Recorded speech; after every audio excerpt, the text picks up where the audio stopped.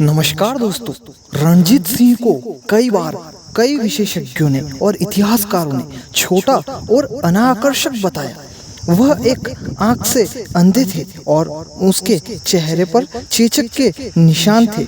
जीवन का एक प्रेमी, वह खुद को सुंदर पुरुषों और महिलाओं के साथ घेरना पसंद करते थे और उसे शिकार, घोड़े और मजबूत शराब का शौक था। इस प्रकार की कई बातें हमें किताबों में और इतिहासकारों से सुनने को मिली है, लेकिन दोस्तों इनमें कितनी सच्चाई है इसके बारे में आज हम इस वीडियो में जानेंगे बारीकी से। तो बने रहिए हमारे साथ इस वीडियो में। दोस्तों, वह महासिंह की एक लौती संतान थे जिनकी मृत्यु पर 1792 में वे एक सिख समूह शुक्रिया के प्रमुख बने।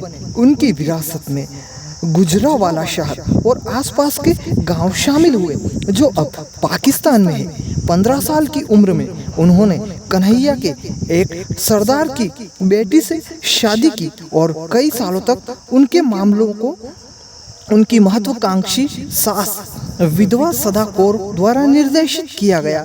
नक्कियों की एक लड़की से दूसरी शादी ने रणजीत सिंह को सिख संघ के कुलों के बीच प्रमुख बना दिया।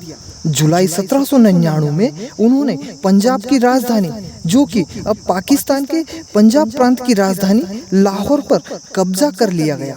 अफगान राजा जमान शाह ने रणजीत सिंह को शहर के गवर्नर के रूप में पुष्टि किया, लेकिन 1801 में रणजीत सिंह ने खुद को पंजाब का महाराजा घोषित कर दिया।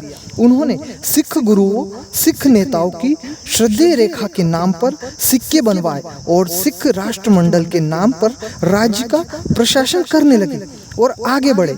एक साल बाद उन्होंने अमृतसर, अब पंजाब राज्य भारत में स्थित, पर कब्जा कर लिया, जो उत्तरी भारत में सबसे महत्वपूर्ण वाणिज्यिक प्रवेश द्वार और सिखों का पवित्र शहर भी है। इसके बाद वह धरना देने लगा छोटी सिख और पुश्तून रियासतों जो पूरे पंजाब में बिखरी हुई थी। दोस्तों, हालांकि उनके बाद की पूर्व की ओर अंग्रेजों द्वारा जांच की गई थी। उनके साथ एक संधि के द्वारा 1806 ईस्वी में हस्ताक्षरित वह एक मराठा सेना को निष्कासित करने के लिए सहमत हुए, जिसने पंजाब में शरण मांगी थी। अंग्रेजों ने तब दिल्ली के आसपास के क्षेत्र तक फैले सभी सिख क्षेत्रों को एक साथ लाने की उनकी महत्वाकांक्षा को विफलता कर दिया। 1809 में उन्होंने उसे हस्ताक्षर करने के लिए मजबूर किया। अमृतसर की संधि, जिसने सतलज नदी को अपने क्षेत्रों की पूर्वी सीमा के रूप में तय किया था, वहीं रणजीत सिंह ने फिर अपनी महत्वाकांक्षाओं को दूसरी दिशाओं में मोड़ दिया। दिसंबर 809 ईस्वी में वह छोटे हिमालय, जो अब पश्चिमी हिमाचल प्रदेश का राज्य में स्थित है, में कांगड़ा के राजा संचार चंद की सहायता के लिए गए और एक आगे बढ़ते हुए गुरखा बल को हराने के बाद अपने लिए कांगड़ा का अधिग्रहण किया। 1813 ईस्वी में वह कश्मीर में बरकाजे अफगान अभियान में शामिल हुए। हालांकि बरकाजियों ने कश्मीर को अपने लिए रखकर उसके साथ विश्वासघात किया, लेकिन जमान शाह के भाई शाह सोजा को बचाकर, जो 1803 में अफगान के राजा में पदच्युत कर दिया गया था और बारीकियों से भगा गया था और किले पर कब्जा करके उनके साथ स्कोर तय करने से कहीं अधिक था। पेशावर के दक्षिण पूर्व में सिंधु नदी पर हमला पुश्तनगढ़ शाह शोजा को लाहौर ले जाया गया और प्रसिद्ध कोहिनूर हीरे के साथ विदाई के लिए दबाव डाला गया।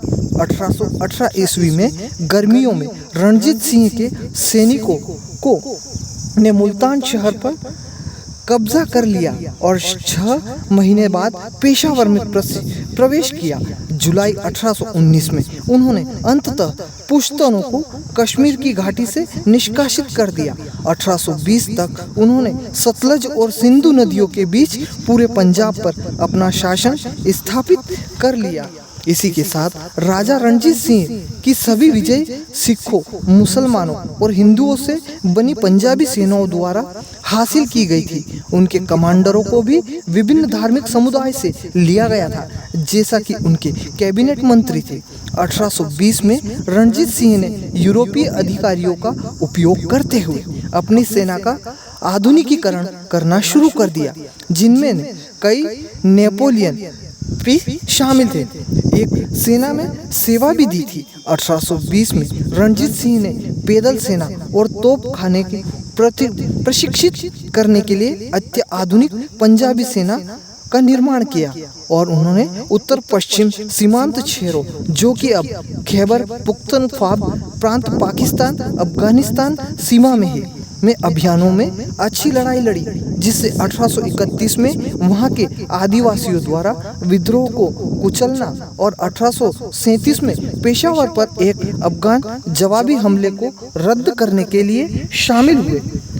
अक्टूबर 1831 में रणजीत सिंह सिंध प्रांत अब दक्षिण पूर्वी पाकिस्तान के संबंध में ब्रिटिश अधिकारियों से मिले। अंग्रेज जो पहले से ही सिंधु नदी को नेविगेट करना शुरू कर चुके थे और सिंधु को अपने लिए रखने के लिए उत्सुक थे, ने अपनी योजनाओं को स्वीकार करने के लिए रणजीत सिंह पर जीत हासिल की। हालांकि रणजीत सिंह को अपने चारों ओर घेरा डालने की ब्रिटिश योजना से चिढ़ थी। उन्होंने अफगानों के साथ बातचीत शुरू की और डोगरा सेनापति जोरावर सिंह के नेतृत्व में एक अभियान को मंजूरी दी, जिसने रणजीत सिंह के उत्तरी क्षेत्रों का विस्तार किया। 1834 में रणजीत सिंह के उत्तरी क्षेत्रों को लद्दाख में विस्तारित कर दिया। 1838 में उन्होंने ब्रिटिश वायसराय के साथ एक संधि पर सहमति व्यक्त की। लॉर्ड ऑकलैंड काबुल में शाह शोजा को अफगान सिंहासन पर बहाल करने के लिए उस समझौते को अनुसरण में सिंधी की ब्रिटिश सेना ने दक्षिण से अफगानिस्तान में प्रवेश किया, जबकि रणजीत सिंह की सेना ने खैबर दर्रे से होकर काबुल में विजय परेड में भाग लिया। कुछ ही समय बाद रणजीत सिंह बीमार हो गए और जून 1839 में लाहौर में उनकी मृत्यु हो गई। एक विजेता के रूप में शहर में प्रवेश करने के लगभग 40 साल बाद उनकी मृत्यु के 6 साल से भी कम समय में उन्होंने जिस सिख राज्य का निर्माण किया था, वह प्रतिद्वंदी प्रमुखों के आंतरिक संघर्ष के कारण ध्वस्त हो गया। तो दोस्तों, आप सभी को कैसी लगी आज की जानकारी? अगर आप सभी को यह वीडियो पसंद आई हो तो इसे ज़्यादा से ज़्यादा शेयर करें, लाइक करें, कमेंट करें और हमारे चैनल को सब्सक्राइब करें। धन्यवाद।